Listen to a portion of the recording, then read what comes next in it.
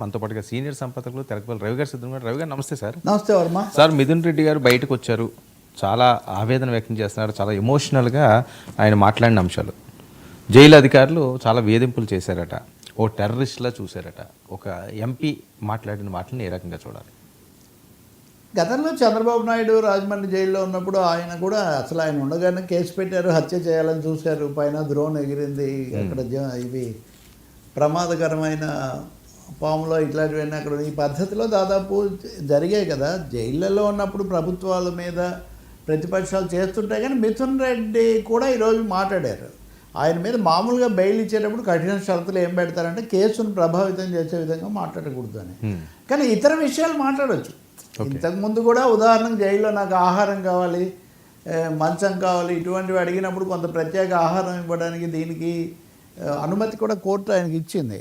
ఇప్పుడు ఆయన చెప్తుంది ఏంటంటే అసలు ఎవరిని నాతో మాట్లాడాలంటే కూడా భయపడ్డారు జైలు అధికారులు. మీరు మాట్లాడకూడదు, నా కేసు చూడకూడదు అన్న స్థాయిలో పెట్టారు. మా స్థైర్యాన్ని దెబ్బతీయడానికి, మానసికంగా కుంగతీయడానికి ఒక పెద్ద ప్రయత్నం. అంటే వాస్తవానికి ఇది అరెస్టు కాదు, కేసు సమస్య కంటే ఇదో కక్ష సాధింపు. ఇలాగే 2014లో కూడా మమ్మల్ని అరెస్ట్ చేశారు. అంటే తెలిసిందే కదా, పెద్దిరెడ్డి కుటుంబము, చంద్రబాబు కుటుంబం, వీటి మధ్యలో దాదాపు సై అని మాట్లాడితే ఎస్వి యూనివర్సిటీ రోజులకు కూడా వెళ్ళిపోతూ ఉంటారు కదా. ఆయన బయట ఒకసారి విన్నాం సార్, ఏం మాట్లాడారు బయట ప్లే చేయండి.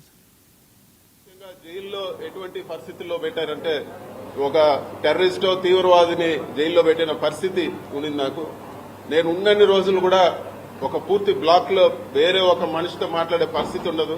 కేవలం ఎప్పుడైనా ములాఖాతులు, వారానికి వచ్చిన ములాఖాతులు, లేకపోతే ఇంటికి 3 ఫోన్ కాల్ చేసుకోవచ్చు. ఆ 3 ఫోన్ కాల్ తప్పితే ఇంకొక మనిషితో మాట్లాడే పరిస్థితి కూడా ఉండేది కాదు. మొత్తం సీసీ కెమెరా నిఘా, ఎవరు చూస్తా ఉన్నారో ఆ సీసీ కెమెరాలో తెలియదు. విజయవాడలో కూడా ఆ సీసీ కెమెరాలో చూడగలుగుతారని చెప్పేవాళ్ళు. అధికారులు కూడా నాతో మాట్లాడేదానికి భయపడేవాళ్ళు. అసలు ఎవరు కూడా దగ్గరకు వచ్చే పరిస్థితి లేదు. ఒక దారుణమైన పరిస్థితిలో జైల్లో పెట్టడం జరిగింది. ఒక ఏదో టెర్రరిస్ట్ పక్కన వాళ్ళతో మాట్లాడితే ఏదైనా ఇబ్బంది వస్తుందనే పరిస్థితులు అక్కడ కల్పించడం జరిగింది. నిజమే. ఇప్పుడు మీరు గుర్తు చేసుకుంటే తెలంగాణ ముఖ్యమంత్రి రేవంత్ రెడ్డి కూడా తను అరెస్ట్ చేసినప్పుడు ఇంత చిన్న బ్లాక్లో పెట్టారు. అక్కడ అసలు లైట్ రాత్రి అంతా అసలు ఆపకుండా ఉండేవాళ్ళు, నిద్రపోవడానికి కూడా ఉండేది కాదు, అన్నీ అందులోనే చేసుకోవాలి అనే పద్ధతిలో. అంటే అవినీతి ఆరోపణలు లేకపోతే కేసులు వాటి మీద పెట్టడం వేరు. కానీ పెట్టినా కానీ ఎంపీ కాదనుకుంటే కూడా మామూలు ఖైదీలకు కూడా పౌర హక్కులు ఉంటాయని చెప్పి వాళ్ళ కోసం గతంలో జైళ్ళు ఎలా ఉన్నాయి, ఇప్పుడు జైళ్ళు ఎలా ఉన్నాయి, అధునాతనమైన సదుపాయాలు, ఈ జైలు అంటే మీరు ఆశ్చర్యపోతారు, ఇట్లాంటివన్నీ చెప్తున్న రోజుల్లో కూడా, సుప్రీంకోర్టు స్వయంగా జోక్యం చేసుకుంటున్న రోజుల్లో కూడా ఎందుకు ఖైదీల పట్ల లేకపోతే రిమాండ్లో ఉన్న వాళ్ళ పట్ల, శిక్షలో ఉన్న వాళ్ళ పట్ల, శిక్ష కూడా కాదు కదా వీళ్ళు, ట్రయల్లో ఉన్నటువంటి వాళ్ళు, మరి ఎంపీలు కూడా ఈ విధమైన ఫిర్యాదు గతంలో ఒక మాజీ ముఖ్యమంత్రి కానీ, ఇప్పుడు ప్రస్తుత తెలంగాణ ముఖ్యమంత్రి కానీ, ఇప్పుడు ఈయన మిథున్ రెడ్డి ఎంపీగా 3వ ఎంపీ, ఆయన నుంచి ఇటువంటి ఫిర్యాదు వస్తూ ఉందంటే ఖచ్చితంగా మన వ్యవస్థలోనే ఒక పెద్ద లోపం ఉంది. మన జైలు అధికారులు కానీ, పోలీస్ వ్యవస్థ కానీ, అసలు అధికారంలో ఉన్న వాళ్ళ పట్ల ఒక విధంగా, లేని వాళ్ళ పట్ల ఒక విధంగా వ్యవహరించడం అనే ఈ లక్షణమే ముందు చాలా దారుణమైంది. ఇప్పుడు ఆయన 1-2 సార్లు కోర్టులో కూడా దరఖాస్తు చేసుకొని పిటిషన్ వేసి కొన్ని సదుపాయాలు కూడా పొందినటువంటి పరిస్థితి. పెద్దిరెడ్డి కూడా దాదాపు ఆయన కుటుంబం కూడా అక్కడే మకాం వేసి దాదాపు రోజు వెళ్ళి కలిసి చేస్తున్నది కూడా ఉంది. అంటే మీరు మనం ఏసీబీ కోర్టు చేసిన వ్యాఖ్యలు చూసాం, బెయిల్ ఇస్తూ. ఈయన మీద చాలా ఆరోపణలు చేశారు, కానీ వీటిని ఆపడానికి, బెయిల్ ఇవ్వకుండా నిరాకరించడానికి కావాల్సిన ఆధారాలేమో మీరు చూపించలేకపోతున్నారంటే లిక్కర్ కేసు మీద బయట సాగుతున్నటువంటి రాజకీయ ప్రచారము, దాని మీద మీడియా కథనాలు, మీడియా హైప్కు ప్రాక్టికల్గా న్యాయ వ్యవస్థానాల్లో జరుగుతున్న దానికి పోలిక లేదు. అది చాలన్నట్టుగా జైళ్ళల్లో కూడా ఈ విధంగా చేశారంటే, నేను మిథున్ గురించే చెప్పట్లేదు, మిథున్ రెడ్డి కావచ్చు, గతంలో చంద్రబాబు కావచ్చు, ఇంకా ముందు రేవంత్ రెడ్డి కావచ్చు, ఖైదీలు అయినంత మాత్రాన, లేదా జైల్లోకి వచ్చినంత మాత్రాన, ప్రత్యర్థులు అయినంత మాత్రాన వాళ్ళ పట్ల చాలా విపరీతంగా ప్రవర్తించాల్సినటువంటి అవసరం ఎంత మాత్రం లేదు. బహుశా ఆయన ఇది కోర్టు ముందు కూడా ఉంది కాబట్టి అనేక విషయాల్లో కోర్టులు, ఇప్పుడు ఉదాహరణకు మొన్న సవీందర్ రెడ్డి అనే వైసీపీ ఆయన ఆ కేసు సిబిఐకి అప్పగించాలని హైకోర్టు చెప్పింది. అంటే ఈ రెడ్ బుక్ పాలిటిక్స్, తర్వాత మేము అధికారంలోకి వస్తే మేము బట్టలు ఇప్పదిస్తామని ఇప్పుడు జగన్మోహన్ రెడ్డి ఇప్పుడు రాబోయే కాలానికి ఆయన చేస్తున్న హెచ్చరికలు రాజకీయ సంస్కృతి కక్షపూరితమైపోయింది. ఈ కక్షపూరితమైన రాజకీయ సంస్కృతి నుంచి మనం బయటికి రావాల్సిన అవసరం ఉంది. గెలుస్తారు, ఓడిపోతారు, వీళ్ళు ఉంటే వాళ్ళ మీద కేసులు, ఎవరి మీద వాళ్ళు కేసులు పెట్టుకోరు, అంతవరకు ఖాయం కదా. అవతల వాళ్ళ మీద ప్రత్యర్థుల మీద కేసులు పెడతారు. ప్రత్యర్థులు తప్పులు, వీళ్ళ ఒకరి గోత్రాలు ఒకరికి తెలుసు. వర్మ ఆ కాంట్రాక్టర్లు వాళ్ళే ఉంటారు, కార్పొరేట్లు వాళ్ళే ఉంటారు, పెట్టుబడి పెట్టేవాళ్ళు వాళ్ళే ఉంటారు, మీడియాధిపతులు వాళ్ళే ఉంటారు.